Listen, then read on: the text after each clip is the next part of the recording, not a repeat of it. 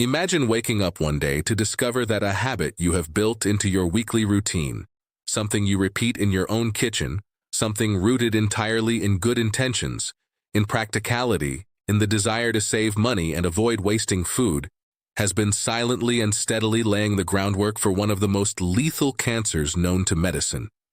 Does that sound like an exaggeration? Like something designed to frighten rather than inform? I promise you, it is not. There is a behavior that hundreds of millions of ordinary people carry out every single week without a moment's hesitation. Reheating their leftovers, and the reality of what is chemically occurring inside 4 very particular foods the moment heat is applied to them. A second time is something the vast majority of people will spend their entire lives never being told. Over the next few minutes, I am going to walk you through exactly which 4 foods carry the highest danger when reheated, what they are biochemically transforming into once they enter your body during that second heating, and why that transformation draws a direct line to one of the cancers with the worst survival outcomes in all of contemporary medicine, pancreatic cancer. I am Dr. Nathaniel, and what I am sharing with you today is something I genuinely believe every person who prepares meals at home has an absolute right to know. Because I have sat face to face with far too many patients who received a shattering diagnosis and looked at me with exhausted eyes and said, "Why did no one ever tell me this before?" I refuse to stay silent any longer. Now, before we go any further, there is something fundamental you need to understand. Your pancreas does not alert you when something is going wrong. It does not ache. It does not swell visibly. It does not send distress signals while damage accumulates quietly over the course of years and decades of repeated chemical exposure. By the time a patient walks into a clinic experiencing the first recognizable symptoms of pancreatic cancer, the persistent back pain, the yellowing of the skin and eyes, the unexplained and rapid weight loss, the disease has almost always been progressing silently for years already, and the 5-year survival rate for pancreatic cancer hovers at approximately 12%. 12%. That is not a disease that extends second chances once it makes itself known. It is a disease where your only reliable strategy, the only approach that consistently delivers results, is prevention. And some of what is feeding the risk of that disease may be sitting in a container in your refrigerator at this very moment, waiting to be reheated for tomorrow's meal. Before I name the 4 foods, I need to give you the chemical foundation, because without it, what follows will sound like sensationalism rather than the biochemistry it genuinely represents. When certain foods are cooked for the first time, a series of natural chemical reactions are set into motion. Proteins interact with sugars under heat. Nitrogen-containing compounds react with available amino acids. Fats begin undergoing oxidation. In most circumstances, the compounds generated during first-time cooking exist in concentrations the human body can reasonably manage, process, and clear. But reheating fundamentally and significantly shifts that equation. When heat is applied a second time, several processes occur simultaneously. To begin with, whatever protective antioxidant compounds were naturally present in the original food are further broken down or eliminated entirely. The biological buffers that would have helped partially neutralize harmful compounds are no longer available. Second, the very chemical reactions that produced small quantities of carcinogenic compounds during the first cook are triggered and accelerated again, but this time in the complete absence of those protective buffers. Third, bacterial activity that took place during the cooling and storage period has already been quietly converting certain compounds, particularly nitrates found in vegetables, into more chemically reactive and considerably more dangerous intermediate forms. When heat is then applied, it drives those intermediate compounds forward into fully formed carcinogens. The specific family of compounds that cancer researchers are most alarmed by in this context are nitroso compounds, also referred to as nitrosamines, along with heterocyclic amines. Both categories have been formally classified by the International Agency for Research on Cancer as probable human carcinogens. Animal studies have produced compelling and consistent evidence for the carcinogenicity of nitroso compounds across multiple organs, with the pancreas specifically named. Research published in peer-reviewed scientific journals has identified dietary nitroso compounds as one of the established pathways through which repeated long-term exposure contributes to elevated pancreatic cancer risk. This is not speculation or hypothesis. This is documented, reviewed, and published in the scientific literature, and it connects directly to the foods I am about to name. Food number 1, processed meat. More specifically, processed meat that has been reheated. This is the one that most people believe they already understand, and it turns out they mostly do not. Hot dogs, breakfast sausages, bacon strips, ham slices, deli meats, canned meat products, any meat that has been cured, smoked, salted, or preserved through the use of nitrates and nitrites as part of the manufacturing process. These foods already carry a meaningful concentration of nitroso compounds simply as a result of how they are made. The nitrites used as preservatives react with the amines naturally found in meat protein during the processing stage, generating nitrosamines before the product has ever arrived in your kitchen or touched a pan. When you reheat these foods, you are not beginning from a neutral chemical starting point. You are applying additional heat to a food that already contains documented carcinogenic compounds, and heat accelerates nitrosamine formation further. The higher the temperature and the greater the duration of exposure, the more intensely the reaction is compounded. Frying or microwaving processed meats at elevated temperatures produces a measurably higher concentration of nitrosamines than the original unheated food already contained.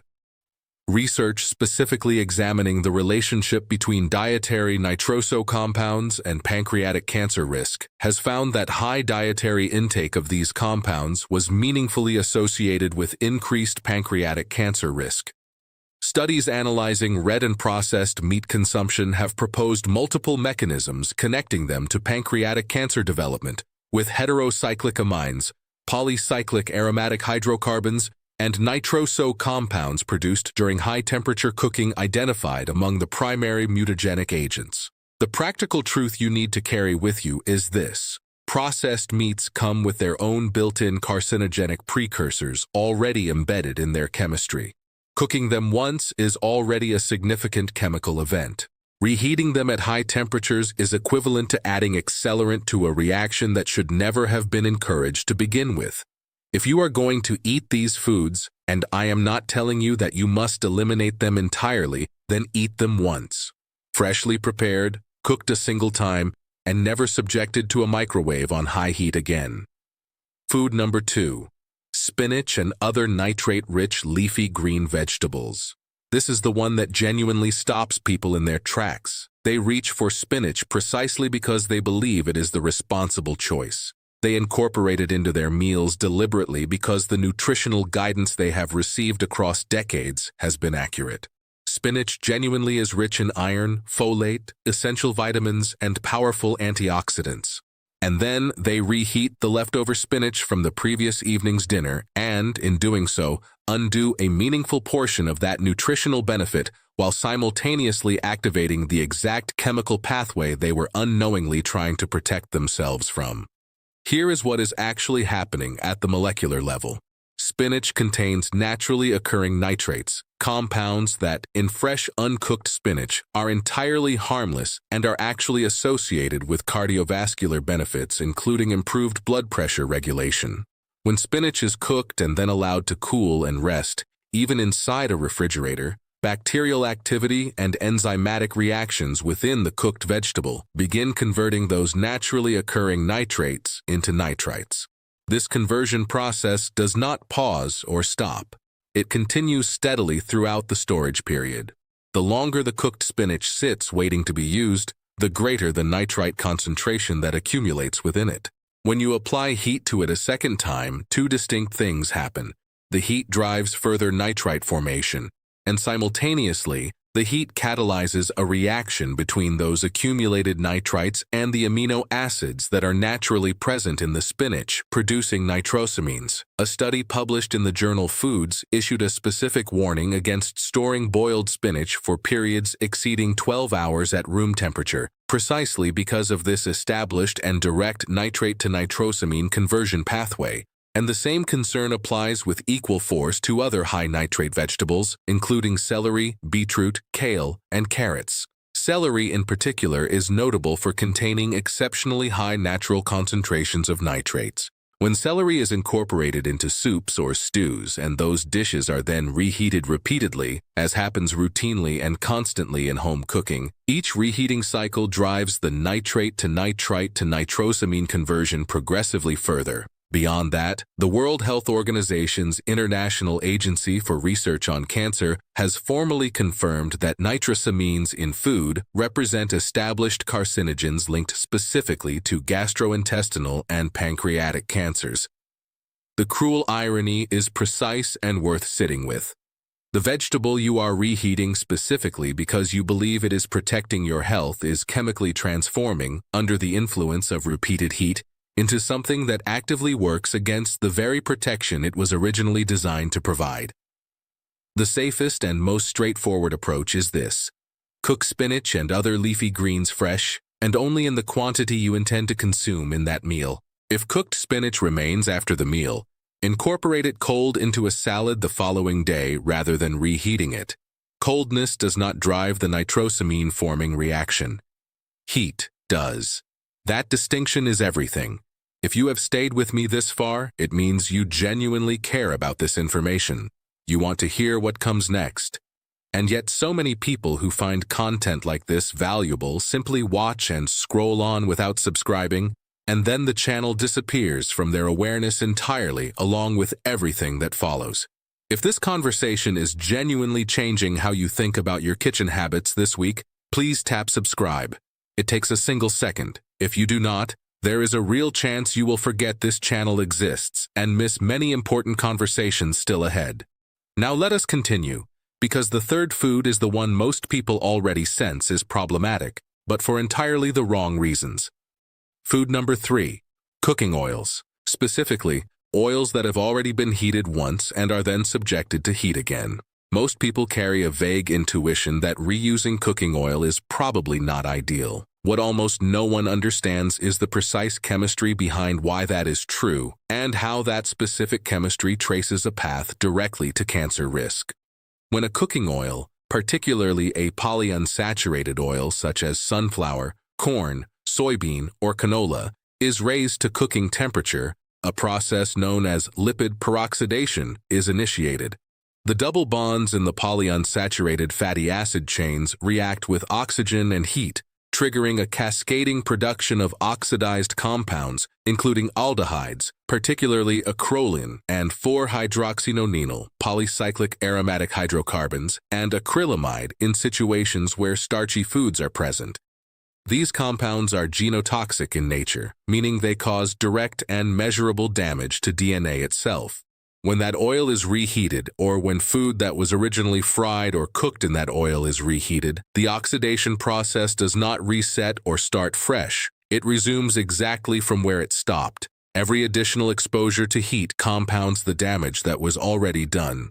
The smoke point of the oil, the temperature at which it visibly begins to degrade and break down, drops lower with each successive use, meaning the oil reaches its threshold for toxic breakdown faster and at lower temperatures with every additional heating cycle.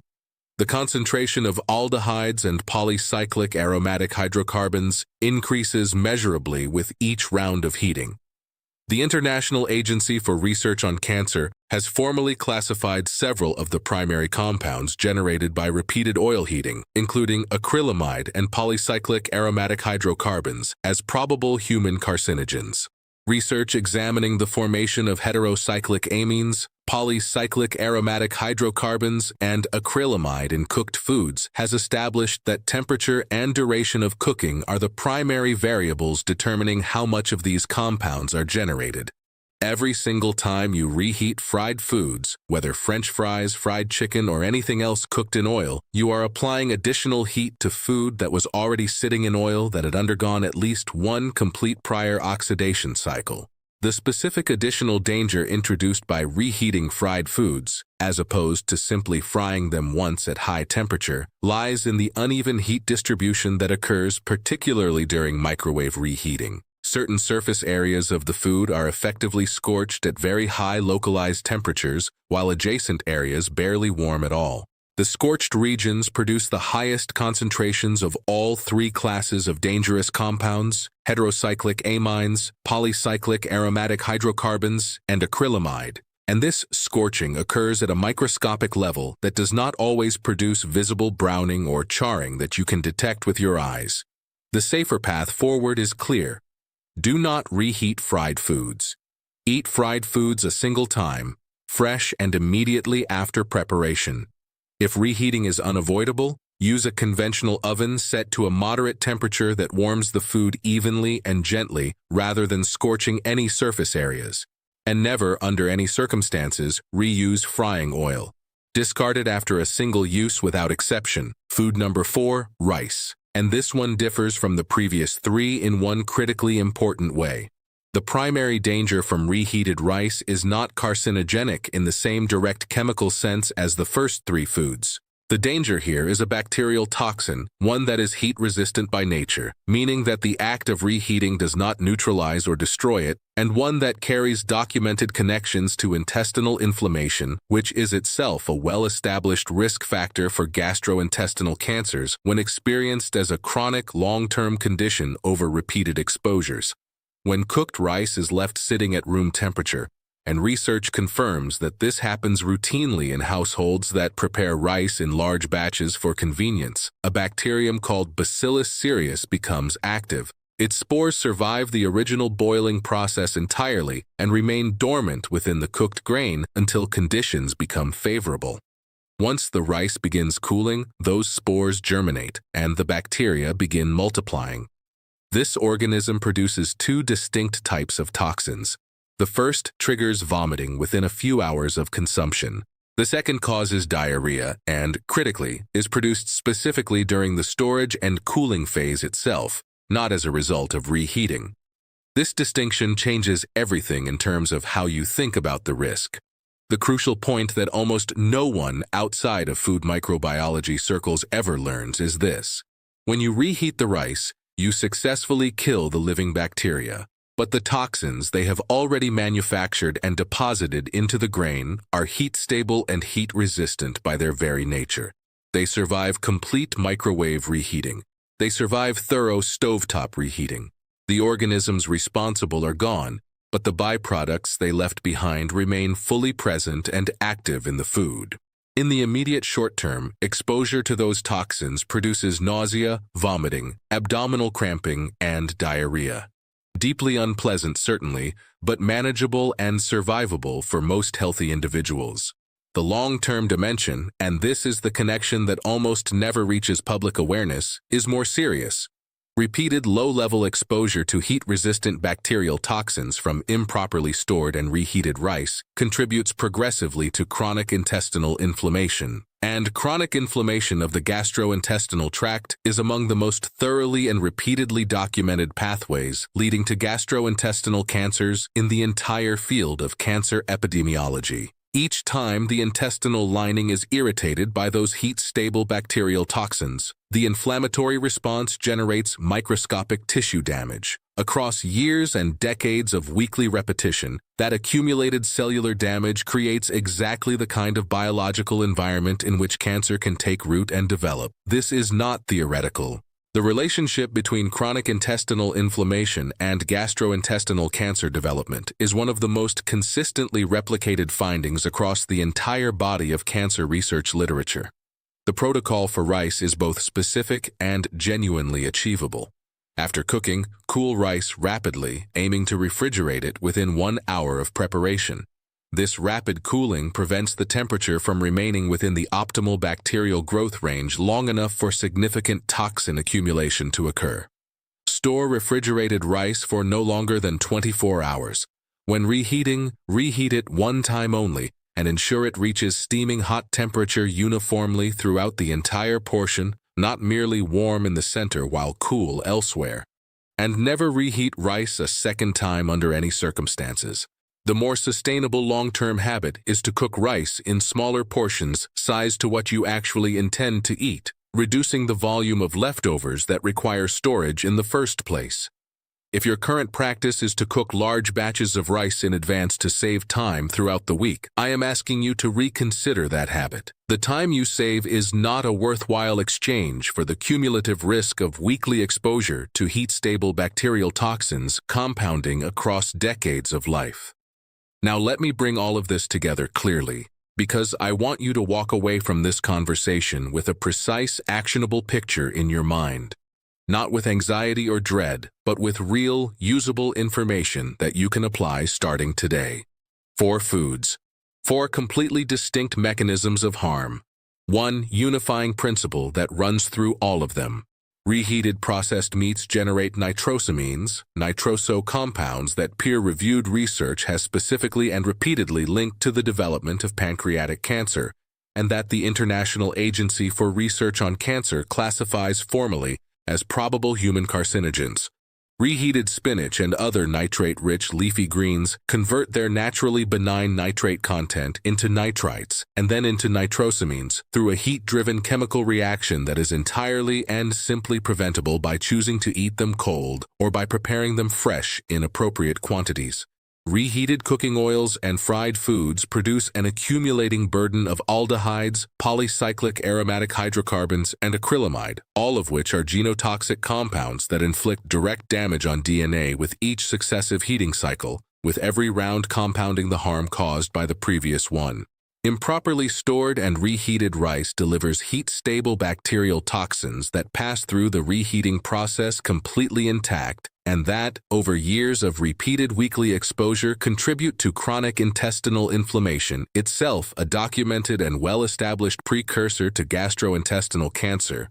Not one element of this requires you to overhaul your entire relationship with food. Not one of these findings demands that you stop experiencing joy and satisfaction in what you eat. What is being asked of you are 4 specific and manageable changes to how you handle certain foods in your weekly kitchen routine. Never reheat processed meats at high temperature. Eat cooked spinach and leafy greens cold the following day, rather than exposing them to heat a second time. Discard used cooking oil after a single use and never reheat fried foods. Cool cooked rice rapidly, refrigerate it within 1 hour, and if reheating is necessary, do so one time only and ensure it reaches steaming hot temperature throughout. Those 4 adjustments, applied with consistency to your weekly kitchen habits, meaningfully and measurably reduce your exposure to the precise classes of compounds that researchers and oncologists have connected to the cancers carrying the lowest survival rates in modern medicine. Now I want to hear from you in the comments. Of these 4 foods, which one genuinely surprised you the most? Because the answer I consistently hear from people who engage with this content almost invariably reveals exactly where the most significant gaps in public health education exist, and that understanding directly shapes every conversation I bring you after this one.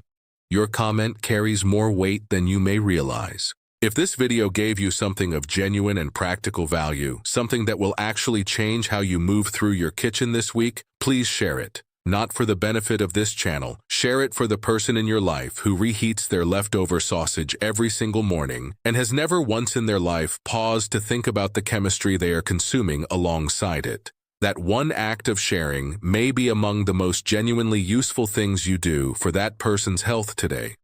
Subscribe to stay part of these honest, research-grounded conversations about what science actually says regarding the food decisions that matter most.